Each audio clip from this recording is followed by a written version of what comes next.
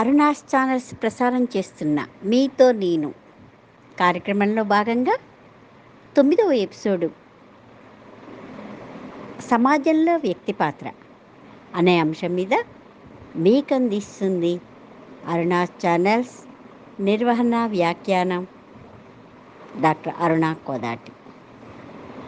ఈ వీడియో విని మీ అభిప్రాయాలను లైక్స్ ద్వారా, షేర్స్ ద్వారా, సబ్స్క్రైబ్ చేయడం ద్వారా తెలియజేస్తారని కోరుకుంటూ సెలవు.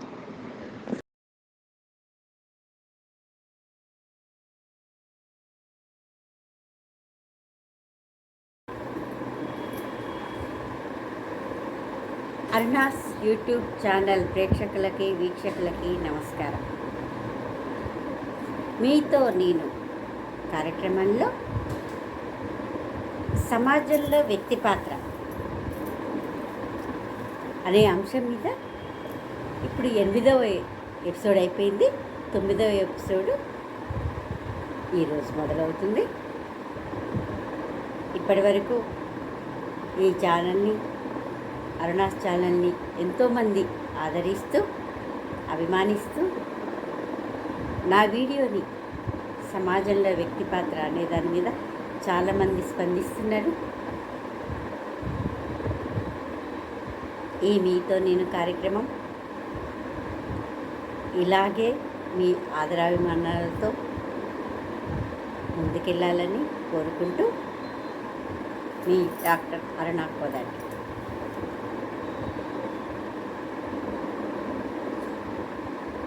ముందు కూడా ఈ డైరెక్ట్గా నేను చెప్పటమే కాకుండా నేను లైవ్లో మీరు ప్రశ్నలకు కూడా, కొన్ని మానసికమైన ప్రశ్నలకు కూడా నేను సమాధానం చెప్పాలని కొంచెం త్వరలో మొదలు పెడదామని అనుకుంటున్నాను.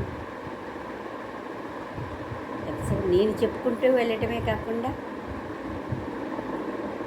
ఎవరికైనా సందేహాలున్నా చెప్పే కదా, బాలలకు ఉంటే, యువతకు ఉంటుంది, పెద్దవాళ్ళకు ఉంటుంది, వయసుతో సంబంధం లేకుండా ఎన్నో సమస్యలు ఉంటాయి, పరిష్కరించుకోలేని సమస్యలు. ఆ సమస్యలన్నిటికీ కూడా సమాధానం చెప్పాలని త్వరలో లైవ్లో మొదలు పెట్టాలని అనుకుంటున్నాను. దాన్ని కూడా మీరు ఆదరిస్తారని నేను అనుకుంటున్నాను. ఓకే, అయితే ఈ ఎపిసోడ్లో మనం చెప్పుకున్నట్టు టీనేజ్ సమాజంలో పాత్ర ముందుగా బాల్యం నుంచే మొదలవుతుంది. ఆ బాల్యం ఇంటి నుంచే మొదలవుతుంది అనే అంశం మీద చర్చించుకుంటూ, ఇల్లు పాఠశాల అని అన్నాం. తల్లి ఒడి నుంచి మొదలై పాఠశాలకి, సమాజంలో అడుగుపెట్టడం మొదలై తర్వాత ఒక టీనేజ్ వరకు కూడా మనం మాట్లాడుకున్నాం. టీనేజ్ అంటే ఏంటి? 13 నుంచి 18 ఏళ్ళ వరకు, 13, 14, 15, 16, 17, 18, 19 అట్లా టీనేజ్ అంటారు. ఈ టీనేజ్లో సమస్యలు అన్నీ టీనేజే, కానీ ఏ సమస్యకి ఆ సమస్య ఉంటుంది. 13 సంవత్సరాల నుంచి 14 సంవత్సరాల వరకు ఒక సమస్య, 14 సంవత్సరాల నుంచి 15 సంవత్సరాలు అంటే 9th, 10th ఆ టైంలో ఉంటుంది, అంతవరకు ఒక సమస్య. ఇక ఇంటర్ నుంచి 16, 18 నుంచి ఒక స్టేజ్ ఉంటుంది. ఇక 16, 17 అయితే ఇక ఆ రోజు 16, 17 సంవత్సరాల నుంచి గురించి చర్చించుకుందాం. ఈరోజు టీనేజ్లో భాగంగా 16, 17 సంవత్సరాల నుంచి ఒక దశగా ఉంటే 18, 19 నుంచి ఒక దశలో ఉంటుంది. ఈ టీనేజ్లో కూడా ఇన్ని భాగాలు ఉంటాయి. అంటే చెప్పాం కదా, 13వ సంవత్సరంలో హార్మోన్స్ ప్రభావం, మానసికంగా చదువులో ఒత్తిడి, శరీరంలో వచ్చే మార్పులు, ప్రకృతిపరంగా వచ్చే మార్పులు, ఇవన్నీ కూడా ఉంటాయని చెప్పుకున్నాం కదా. తర్వాత 15వ సంవత్సరంలో కొంచెం తగ్గిపోతుంది. 13 సంవత్సరాల్లో అట్లా గందరగోళం ఉంటుంది. 14 సంవత్సరాల నుంచి తగ్గుకుంటూ వస్తుంటుంది ఆ గందరగోళం. 15వ సంవత్సరం వరకు సెట్ అయిపోతుంది. మళ్ళీ 16వ సంవత్సరం అంటే ఇంటర్ మొదటి సంవత్సరంలో ఉంటారు. ఇక ఆ దశలో ఉంటుంది కదా. 13వ సంవత్సరం ఎంత గందరగోళంగా ఉంటుందో అంతకు రెట్టింపు ఉంటుంది. ఎందుకంటే ఇప్పుడు ఇదంతా ఎందుకు చెప్పాల్సి వస్తుందంటే, పిల్లల మానసిక ఒత్తిడి నుంచే మనం బయట ఏ విధంగా మెస్ లేదని అర్థమైపోతుంటుంది స్కూల్లో. అప్పుడే 16వ సంవత్సరం అంటే అప్పుడే కాలేజీలో అడుగు పెడుతుంటారు. ఆ గందరగోళ పరిస్థితి బయట సమాజంలో ఎదుర్కోవటం ఉంటుంది. వాళ్ళకి తెలిసిన సమాజం ఫ్రెండ్స్, స్కూల్ ఫ్రెండ్స్ అయిపోయిన తర్వాత కాలేజీలో, ఆ కాలేజీ ఫ్రెండ్స్ నుంచే తర్వాత సమాజం అనేది. సమాజం అంటే వాళ్ళు కూడా ఒక భాగమే కదా, వాళ్ళకి తెలిసిన సమాజం అది. ఈ 13 సంవత్సరంలో వ్యక్తిగతంగా ఎన్ని సమస్యలు ఉంటాయో 16వ సంవత్సరంలో కూడా మళ్ళీ మొదలవుతాయి గందరగోళం. హార్మోన్స్ ప్రభావం వల్ల, టీనేజ్ యుక్త వయస్సు వచ్చే ప్రభావం వల్ల దాంట్లో ఎన్నో సమస్యలు. తర్వాత చదువులో ఒత్తిడి. వెనకట ఏమో కానీ ఇప్పుడైతే చదువులో ఒత్తిడి ఎక్కువైపోతుందా గత 30 ఏళ్ళ నుంచి. చదువులో ర్యాంకులని, చదువులని, ఆ కోర్స్ అని, ఈ కోర్స్ అని గందరగోళం. తర్వాత స్కూల్ నుంచి అయిపోతుంది. స్కూల్ నుంచి ఒక వాతావరణం ఉండి మళ్ళీ కాలేజీలోకి కొత్త వాతావరణం. ఆ కాలేజీ కొత్త వాతావరణం అలవాటు కావాలి. స్కూల్ వేరే ఉంటుంది, కాలేజీ వేరే తీరుగా ఉంటుంది. మరి ఆ ఇంటర్లో ఎంత కీలకమైన దశ మనందరికీ తెలిసింది. ఇంటరు అంటే ఇక మన అంత చెప్తే స్కూల్ వాతావరణం ఎంత ఫౌండేషన్ లాగా అనుకున్నామో, ఇంటర్ అనేది గోడల్లాగా ఫౌండేషన్ అయిపోయింది. ఇక స్కూల్ టైంలో ఫౌండేషన్ అయిపోయింది. ఇప్పుడు ఇంటర్ అంటే ఇంటర్ ఒక్కటే 16, 17. ఆ ఏజ్ ఎంత గందరగోళంగా ఉంటుందో మానసికంగా, హార్మోన్స్ ప్రభావం వల్ల, ఇవన్నిటి వల్ల కాలేజీ కొత్త వాతావరణం. తర్వాత ఏ కోర్స్ తీసుకోవాలని ఆ గందరగోళం. ఇదంతా ఏంటంటే పిల్లర్స్ లాంటి ఇల్లుకి పిల్లర్ ఎంత ముఖ్యమో 16, 17 ఇయర్స్ దశ అంత కీలకం. ఫౌండేషన్ ఎంత గట్టిగా ఉందో అయిపోయింది, స్కూల్ వరకు అయిపోయింది. ఆ ఫౌండేషన్ బట్టే పిల్లర్స్ లేపుతాం, ఆ గట్టితనాన్ని బట్టి. ఆ పిల్లర్స్ లేపిన తర్వాత ఆ పిల్లర్స్ని బట్టే పైన రూఫ్ వస్తుంది. అంటే పిల్లర్స్ ఎంత స్ట్రాంగ్ ఉండాలి. అటు ఇటు కొంచెం ఏమాత్రం బెండ్ అయిపోయినా ప్రమాదమే. అదేవిధంగా ఆ ఏజ్ కూడా అంతే ఉంటుంది. ఇక ఆ వయసులో ఇంట్లో చూసుకుంటే పిల్లలు, పేరెంట్స్ పెద్దయింది కదా, మీరు ఆ పని చేసుకోవాలి, ఈ పని చేసుకోవాలని తల్లిదండ్రుల్లో కూడా ఆందోళన. ఎందుకంటే పిల్లలు పెద్దగా అయిపోతున్నారు, వాళ్ళకి తినటం రాదు, ఏ టైంకి పడుకోవాలో తెలియదు, ఏ పని చేయాలో తెలియదు. ఇంట్లో పని చెప్తే చేరు, బయట పని చెప్తే చేరు. మరి వాళ్ళ భవిష్యత్తు ఇంకా ఏమిటో అని వాళ్ళ ఆందోళన వాళ్ళది. ఆ ఆందోళనతో ఏంటంటే మీరు పెద్ద అవుతున్నారు కదా, అన్ని పనులు చేసుకోవాలి అటొకటి. తర్వాత వాళ్ళ పేరెంట్స్ వైపు కూడా సమస్య తప్పేం లేదు కదా, మళ్ళీ ఇట్లా పెంచిండ్రా పిల్లల్ని అంటారు కదా. తర్వాత ఎట్లా వీళ్ళ చదువు, ఏ కోర్సు తీసుకుంటే బాగుంటుంది, వీళ్ళ లైఫ్ ఏ విధంగా ఉంటుంది, ఎలా మెయింటైన్ చేయాలి, అది వాళ్ళకి కూడా గదరగొడమే. ఎందుకంటే లైఫ్కి సంబంధించింది కాబట్టి. ఏంటి బైపీసీ తీసుకోవాలా, ఎంపీసీ తీసుకోవాలా, ఎంఈసీ తీసుకోవాలా, ఇవన్నీ ఉంటాయి. మరి పిల్లల కంటే ఎక్కువ పెద్దవాళ్ళకి ఆందోళన ఉంటుంది కాబట్టి ఇటు ఇంట్లో ఒత్తిడి, పేరెంట్స్ కూడా చాలా ఒత్తిడి ఉంటుందండి. ఇంటర్లో పిల్లల్ని 16, 17 సంవత్సరాలు వచ్చిందంటే పేరెంట్స్లో గందరగోళం అందుకుంటుంది. పిల్లలు ఏ విధంగా ఉంటారో పెద్దవాళ్ళ కట్టే ఉంటుంది. చెప్పే కదా, ఏ పని రాకపోతే ఎట్లా, హాస్టల్లో ఉంచినా కనీసం వాళ్ళ పని వాళ్ళు చేసుకోవాలి కదా. అమ్మ కలిపి అన్నం ముద్దలు పెడుతుంటే 10th వరకు బాగానే ఉంటుంది. ఇంటర్లో ఇంకా అన్నం కలిపి పెడుతున్నామా అనేవాళ్ళు ఉంటారు. పోనీ వాళ్ళకి తినటం చేత కాకపోయినా బయటికి వెళ్ళినా కష్టమైంది.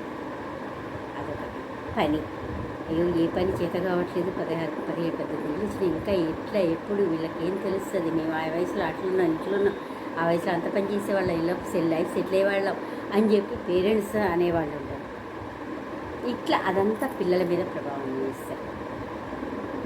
చూపించి ఇట్లా ఇక అంత గందరగోళం ఆ ఏజ్లో ఉంటుంది. కాబట్టి చాలా చాలా చాలా జాగ్రత్తగా ఉండాలి. తల్లిదండ్రులు జాగ్రత్తగా ఉండాలి, పిల్లలు జాగ్రత్తగా ఉండాలి.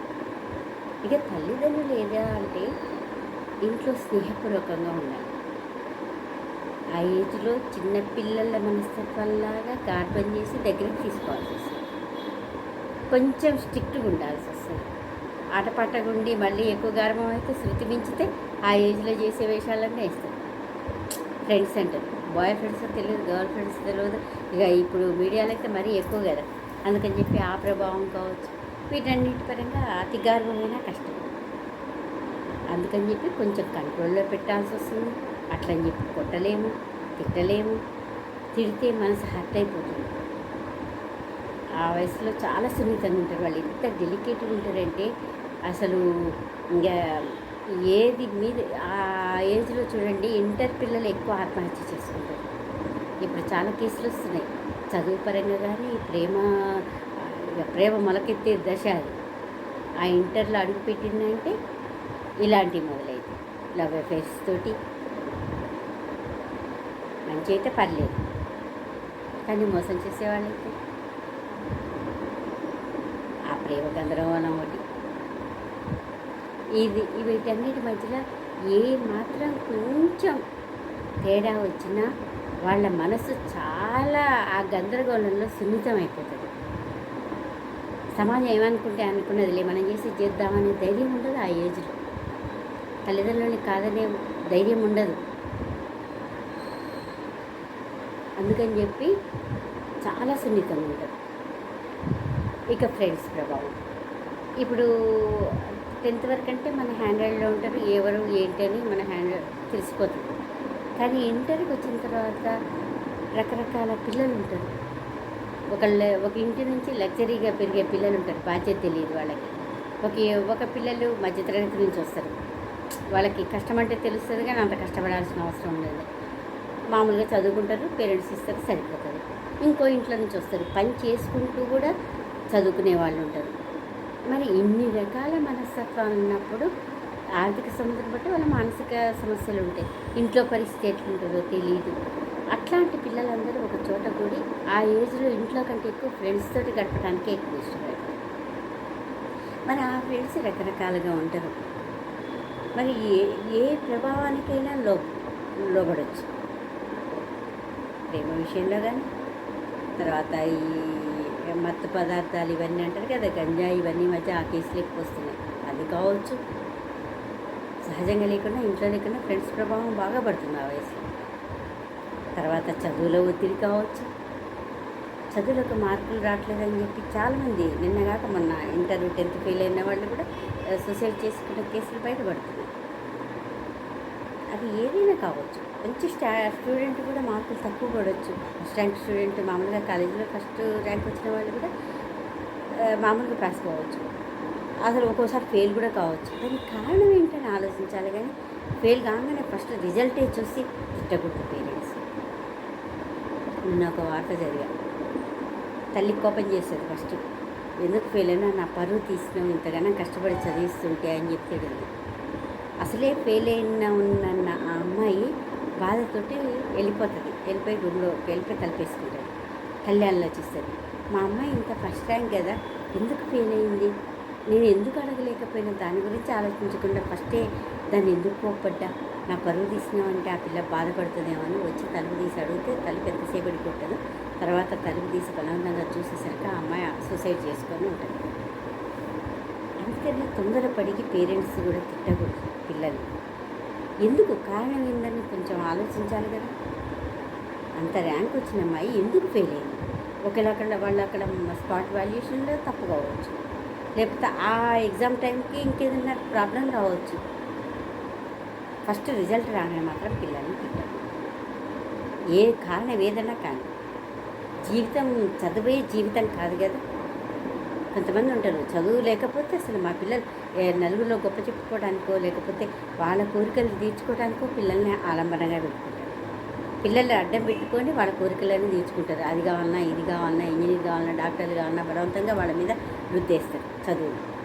ఆ ఇంటర్ స్టేజ్ అట్లుంటుంది.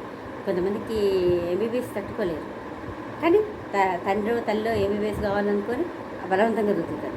మార్కులు చేయలేరు. మార్కులు అందరికీ ఇష్టం లేని సబ్జెక్టు బలవంతంగా రుద్దితే ఎట్లా వస్తుంది? రాదు. మార్కులు తక్కువ వస్తాయి. మార్కులు తక్కువ రాగానే తిట్టేసరికి పిల్లలు సూసైడ్ చేస్తారు. మరి ఇది ఎవరి తప్పు? తప్పు కదా. తల్లిదండ్రులకు అంత ఓపిక లేకపోతే పిల్లలకి ఏముంటుంది? అట్లా బలవంతంగా చదువులు వద్దొద్దు. వాళ్ళకి ఇష్టమైన సబ్జెక్టులో అప్పటి వరకు ఏది ఇంట్రెస్ట్ ఉందో వాళ్ళు ఇంట్రెస్ట్గా చేస్తే వాళ్ళు ఇంట్రెస్ట్గా చదువుకుంటారు. ఆత్మహత్యలకు ఇదో కారణం. సమాజంలో మనం ఒక ఉత్తమ పౌరుల్ని అందించాల్సిన పేరెంట్స్ చదువుల పేరు మీద, ఒత్తిడి పేరు మీద తమ కోరికలు తీరలేదని చెప్పి పిల్లల మీద రుద్ది బలవంతంగా ఫెయిల్ అయితే మళ్ళీ మార్కులు తక్కువ వస్తే వాళ్ళని తిడుతూ వాళ్ళ ఆత్మహత్యలు చేసుకుంటే ఎవరికి నష్టం? తల్లిదండ్రులకి ఘోష జీవితాంతం, తర్వాత సమాజానికి ఒక వ్యక్తిని పోగొట్టుకున్నట్టే. ఇక చెడు అలవాట్లు అనేవి ఇంటి నుంచి వస్తాయి కరెక్టే, కానీ ఆ ఏజ్లో ఎట్లుంటుందంటే ఫ్రెండ్స్ ప్రభావం ఎక్కువ ఉంటుంది. మనం ఏ కాలేజీలో చేర్పిస్తున్నాం, ఆ పిల్లలు ఎవరు, ఏంటి, ఆ వాతావరణం, పిల్లలు ఎలా ఉన్నారు, వాళ్ళ ఫ్రెండ్స్ తోటి కూడా మనం మాట్లాడాలి. మధ్య మొత్తం పొద్దుగుకులు వాళ్ళ దగ్గర కూర్చోమని కాదు, ఆ ఫ్రెండ్స్ని పిలవాలి. ఇంటికి పిలిచి అసలు మాట్లాడుతుంటే వాళ్ళు ఎవరు, ఎట్లాంటి వాళ్ళని కూడా తెలుస్తుంది. ఇప్పుడు బయట ఎవరో కాలేజీ పంపిస్తున్నావు, ఇంత ఫీజులు కట్టినా, డొనేషన్లు కట్టినా, వాళ్ళే ఫీజులు కట్టి చదువుకుంటారులే, మా పిల్లలు మంచిగా చదువుతారులే అని చెప్పి వదిలేస్తే అవతల ఎవరితోటి తిరుగుతున్నారు, ఎవరితోటి స్నేహం చేస్తున్నారు, ఏ రూట్లో పోతున్నారని పేరెంట్స్ ఆలోచించుకోవాలి. ఆ ఫ్రెండ్స్ని మధ్య పిలవమనాలి. ఎందుకు? మనం గమనిస్తుండాలి ఆ ఫ్రెండ్స్ ఎవరు ఏంటని. అప్పుడు తెలిసిపోతారు. తర్వాత ఇక లవ్ అనేది అది కొద్ది మందిలో మాత్రం చిన్నప్పటి నుంచి ఇలా ఉండి తర్వాత లైఫ్లో సెటిల్ అయిన దాకా మంచిగా అట్నే ఉండి ఒక నీతిగా, నిజాయితీగా, ప్రేమ నిబంధనలతో ఉండి సెటిల్ అయిపోయిన తర్వాత పెళ్లి చేసుకున్న వాళ్ళు ఉన్నారు. చిన్నప్పటి నుంచి ఫ్రెండ్స్ ఉన్నవాళ్ళు. ఇదే సినిమా స్టోరీ కాదు, బయట కూడా ఉంది. కాలేజీలో కానీ స్కూల్లో కానీ లవ్ చేసుకొని లైఫ్లో సెటిల్ అయిపోయి మంచిగా అప్పుడు పెళ్లి చేసుకునే వాళ్ళు ఉన్నారు.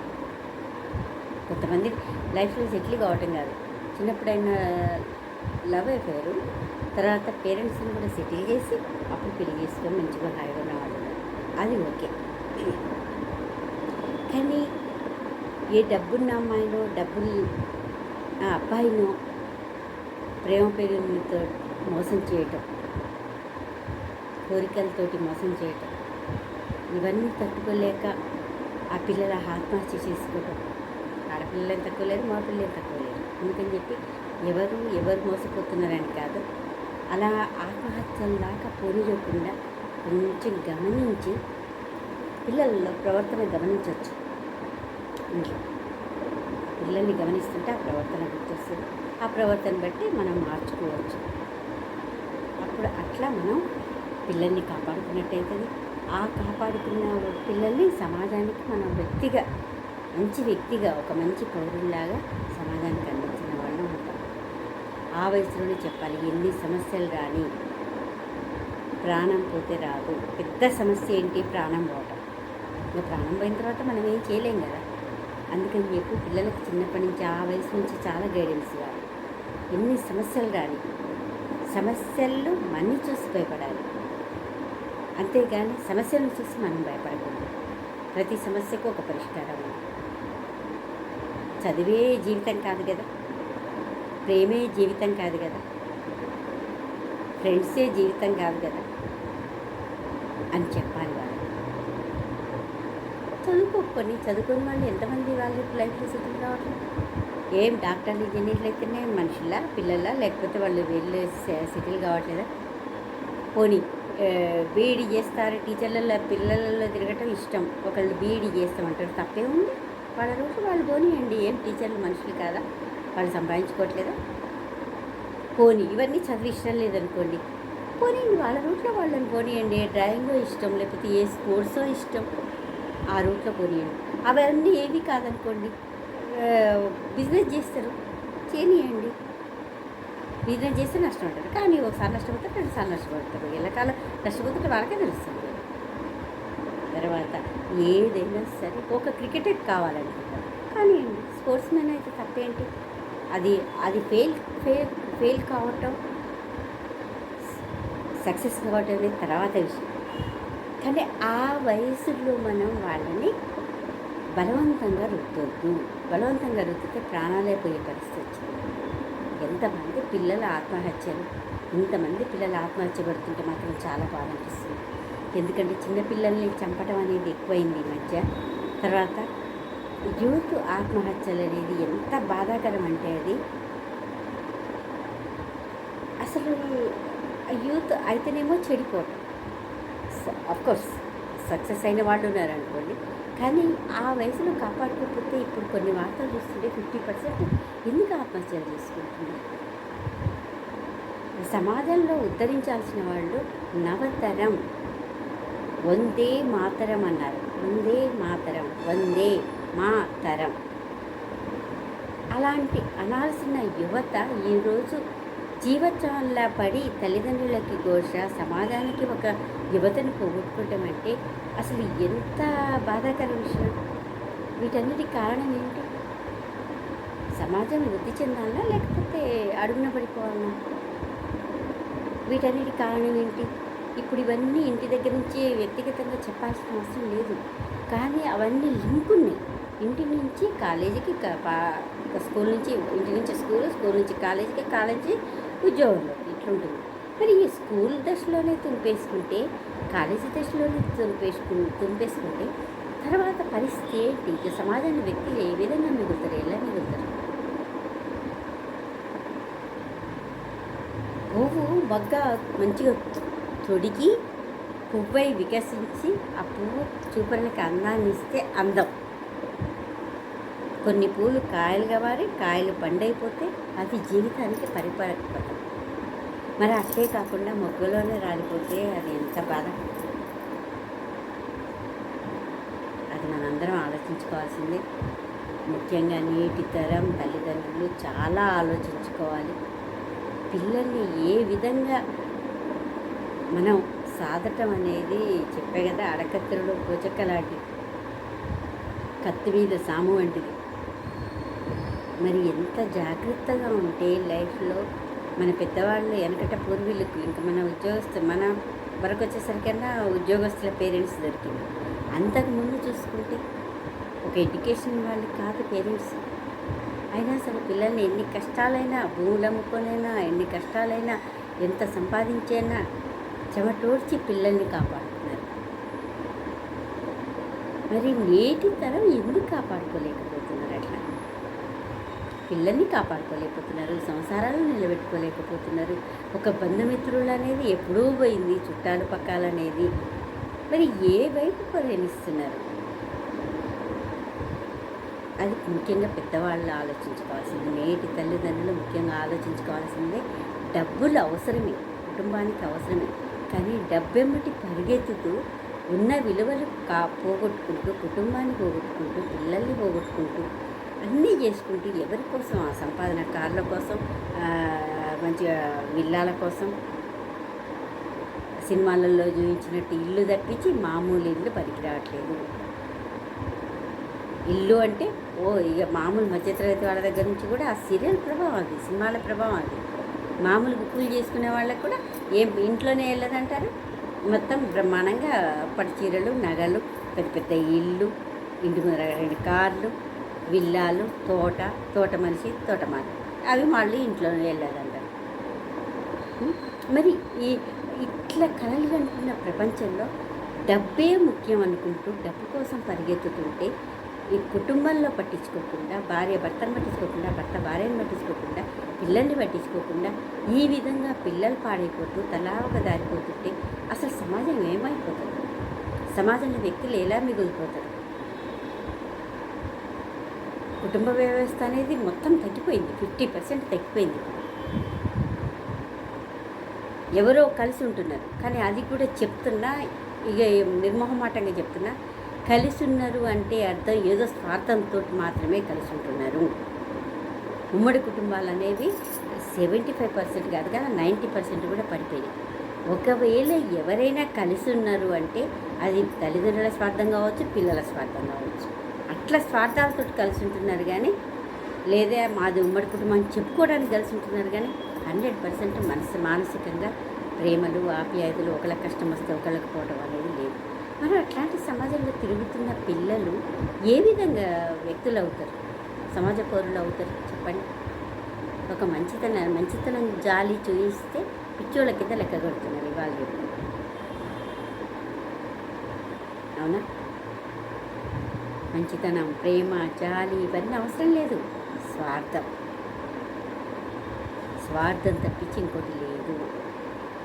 అంత స్వార్థం కనీసం ఇప్పటికైనా 5% అయినా మిగులుతుంది అనుకుంటున్నా.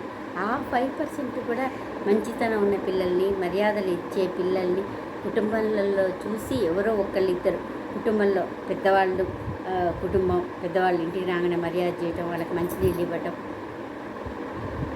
ఇప్పటి పిల్లలు ఉన్నారు, తండ్రికి కూడా తల్లికి కూడా రాగానే మంచినీళ్ళు తీస్తే తప్పు అనుకుంటున్నారు. కాళ్ళ మీద కాలేసుకొని కూర్చుంటారు, లేకపోతే ఫోన్ పట్టుకొని కూర్చుంటారు. ఏం తప్ప?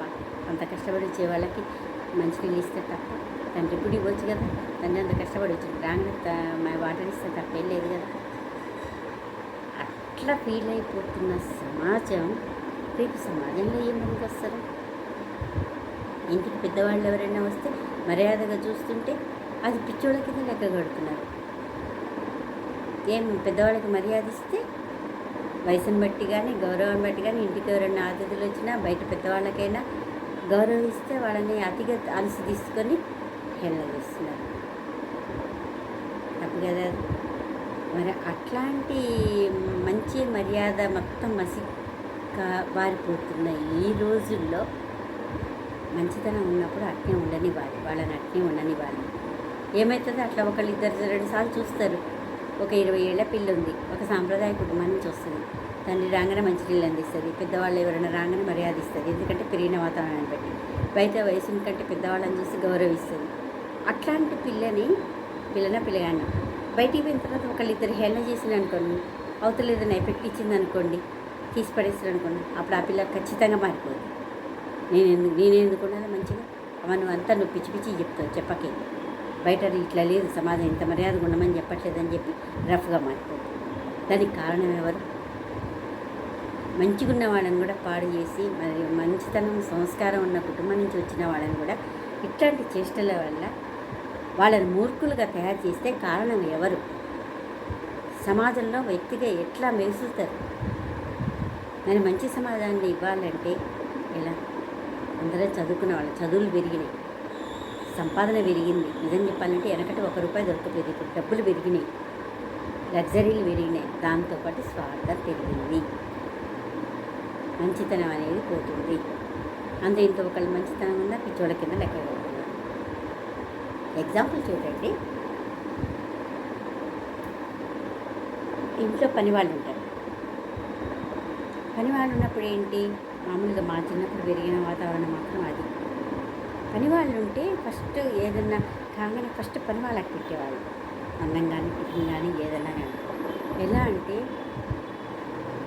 మా పేరెంట్స్ చెప్పుకున్నారు, మన చుట్టాలు ఇంటి వాళ్ళు అంటే వచ్చి అడిగి తింటారమ్మా, పని వాళ్ళు పని చేసుకుంటూ పోతారు కానీ పెట్టమని అడగరు. వాళ్ళకింత రాగానే టీ పోసో తిండి పెడితే వాళ్ళు మంచిగా హుషారుగా పని చేస్తారు. పాపం వాళ్ళు ఎప్పుడో ఎక్కడెక్కడి నుంచో ఇల్లు తిరిగో లేకపోతే ఇల్లు ఎక్కడో ఇంటికి వస్తారు. వచ్చిన తర్వాత వాళ్ళ కడుపు కాలుతుంటే మనం పంచపక్ష పర్వాణాలు చేసుకొని అంట్లన్నీ పడేసి పని చేసుకోమంటే వాళ్ళకి పాపం వాళ్ళకి వాళ్ళు మనుషులే కదా. అట్లా అని చెప్పి అట్లా రాగానే వాళ్ళకి టీ వేయటం, ఫుడ్ పెట్టడం చేస్తే వాళ్ళతోటి ఒక్క మాట సంతోషంగా మాట్లాడితే, ఎక్కువ అవసరం లేదు, ఒక్క మాట సంతోషంగా మాట్లాడితే ఎంత ఆనందంగా ఉంటుంది తెలుసా వాళ్ళకి. అది మంచితనం అంతే, ఏం లేదు. పునామ రాగానే మమ్మల్ని వాళ్ళ పిల్లల గురించో లేకపోతే వాళ్ళ ఇంట్లో గురించో లేకపోతే రాగానే ఏదైనా కొంచెం పెడితే వాళ్ళ పనులు మనం వదిలిపెట్టరు. మనకి వాళ్ళు లక్షలు ఇస్తున్నామా, కోట్లు ఇస్తున్నామా? మనం ఎప్పుడో తిన్న తర్వాత మిగిలింది పెడితే పెడతాం, లేకపోతే లేదు అనే బదులు కొంతమంది అట్లా కూడా పెట్టని వాళ్ళు ఉన్నారు.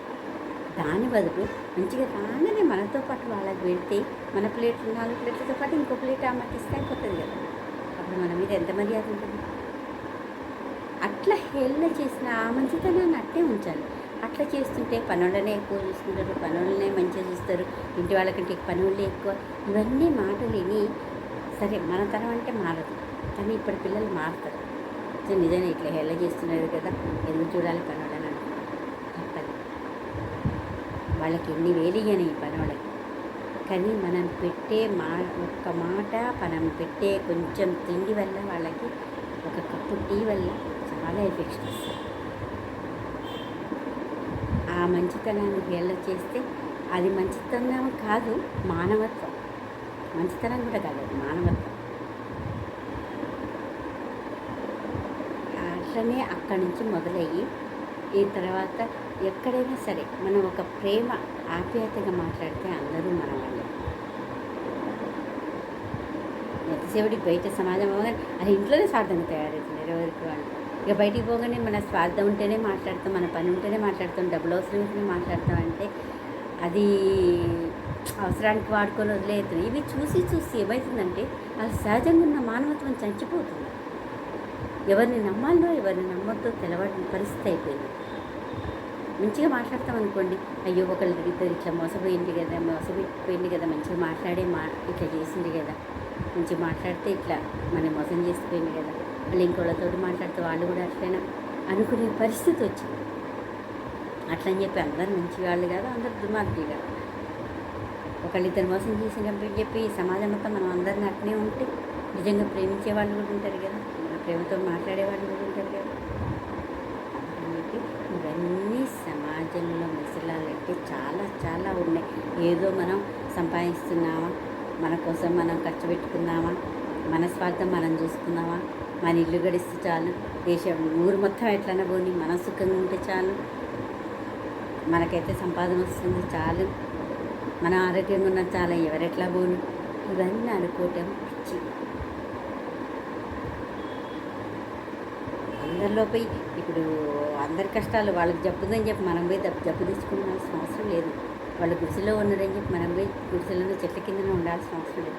కొంచెం మానవత్వం నుంచి మనకు చేతనైనలో ఒక ఆప్యాయంగా మాట్లాడి ఏదో ఒకటి అందిస్తే, పోనీ ఏది అందించలేని కెపాసిటీ లేనప్పుడు ధైర్యం ఇవ్వండి వాళ్ళకి. ధైర్యంగా 4 మాటలు మాట్లాడండి చాలు. ఒక కష్టంలో ఉన్న వ్యక్తికి మనం పోయి ఏమి వాళ్ళ కష్టాలు తీర్చలేము, కానీ ఒక 4 ధైర్య వచనాలు చెప్తే జీవితాంతం గుర్తుంటుంది వాళ్ళకి. ఒకళ్ళకి ఎవరైనా బాగాలేదని హాస్పిటల్కి పోయి చూస్తాం, వాళ్ళకి మనం హాస్పిటల్ బిల్లు కడుతున్నామా లేదు, వాళ్ళ ఇంట్లో కష్టాలు తీరుస్తున్నామా లేదు, పోయి హాస్పిటల్లో పెట్టి 4 ధైర్యంగా మాట్లాడితే, పోనీ ధైర్య వచనాలు చెప్పాల్సిన అవసరం కూడా లేదు, ఆ కాసేపు 5 నిమిషాలు ప్రశాంతంగా మాట్లాడి వాళ్ళతో మనసు ప్రశాంతిస్తే జీవితాంతం గుర్తుంది. ఇంతకుముందు ఇప్పుడంతా కమర్షియల్ అయిపోయింది, అవి కూడా స్వార్థం అయిపోయింది. కానీ ఒక చావు ఇంట్లో ఉన్నానంటే, ఎవరన్నా చావింట్లో ఉన్నారేమంటే చచ్చిపోయినప్పుడు పోయేవాళ్ళు, అవసరమైతే పాడే కూడా మోసేవాళ్ళు. తర్వాత ఆ 10 రోజులు అసలు శవం తీసిందాకా టిఫిన్లు ఇంట్లో పొయ్యి ముట్టేయకూడదు కదా, పక్క వాళ్ళు వీళ్ళు అన్నీ చేసేవాళ్ళు, అందించేవాళ్ళు, టిఫిన్ కనుక చేసి ఇచ్చేవాళ్ళు.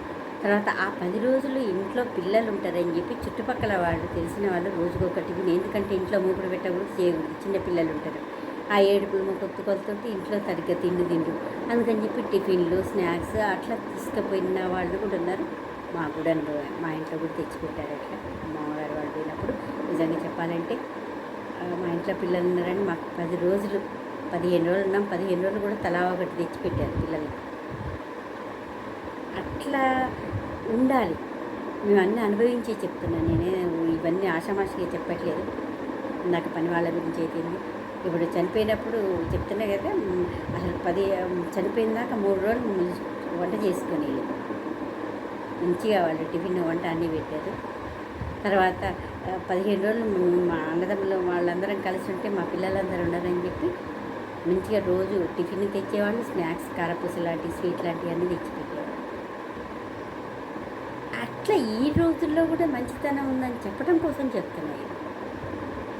అలా మనం కొంచెమన్నా ఆసరా ఉంటే అమ్మ ఒకళ్ళు ఉన్నారులే అనే ధైర్యం ఉంటుంది.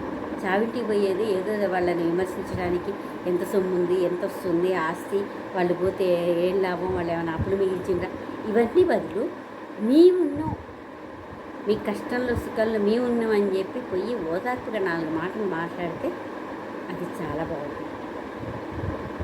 మనం పెట్టమని ఏం కోరట్లేదు, వాళ్ళు పోయి మంచిగా ఉన్నాం, వాళ్ళ పర్సనల్ విషయాలు మనం తీయొద్దు, పోయి ధైర్యంగా ఒక 4 మాటలు మాట్లాడేస్తే అది హ్యాపీగా.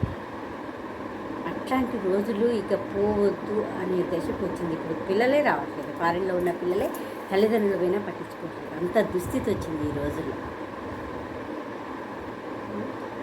తల్లిదండ్రులు ఎవరైనా పెద్దవాళ్ళు కానీ తల్లిదండ్రులు కానీ చనిపోతే ఉన్న పిల్లలు కూడా కనీసం పాడబేయటానికి కూడా జనాలు తక్కువైన రోజులు వచ్చినాయి ఈ రోజు. అంటే డబ్బులు ఇస్తే నన్ను మోస్తల్లో ఎవరైనా అనే ధీమా ఉన్న వాళ్ళకి అట్నే అవుతుంది. డబ్బు అన్నిటికీ డబ్బుతోటి రాదు. వెనకటే ఎవరైనా చనిపోయినట్టే ఊరు మొత్తం వచ్చేది, కానీ ఇప్పుడు రావట్లేదు ఎవరు. డబ్బులు ఇస్తే వాళ్ళు నలుగు మోసేవాళ్ళు వస్తారు, తప్పు కదా అది. అది ప్రేమ వస్తుందా? ఇప్పుడు మనం హోటల్కి పోతాం, డబ్బులు ఇస్తారు టిఫిన్ పెడతారు, డబ్బులు ఇస్తారు తిండి పెడతారు, అంతే. అది ప్రేమతోటి కాదుగా. అదే ఇంట్లో పచ్చడి మెతుకులు పెట్టినాయి, ప్రేమగా ఆప్యాయంగా వడ్డిస్తే వాళ్ళు పచ్చడి పెరిగేసి పెట్టండి, హాయిగా తినిపోతారు. అది ప్రేమ ఉంటుందా? హోటల్లో వేల కొద్ది పెట్టిన డబ్బులు వేస్తే వాళ్ళు ప్రేమగా పెడతారా? ఇవన్నీ పిల్లలకు కూడా నేర్పాలి. అదండి. ఓకే, ఈ ఎపిసోడ్ కూడా ఎప్పట్లాగానే మీ అభిప్రాయాలు చెప్తూ అందరూ ఆదరిస్తారని కోరుకుంటూ సెలవు. నెక్స్ట్ ఎపిసోడ్లో మిగతా విషయాలని మాట్లాడుతున్నాం. ఓకే.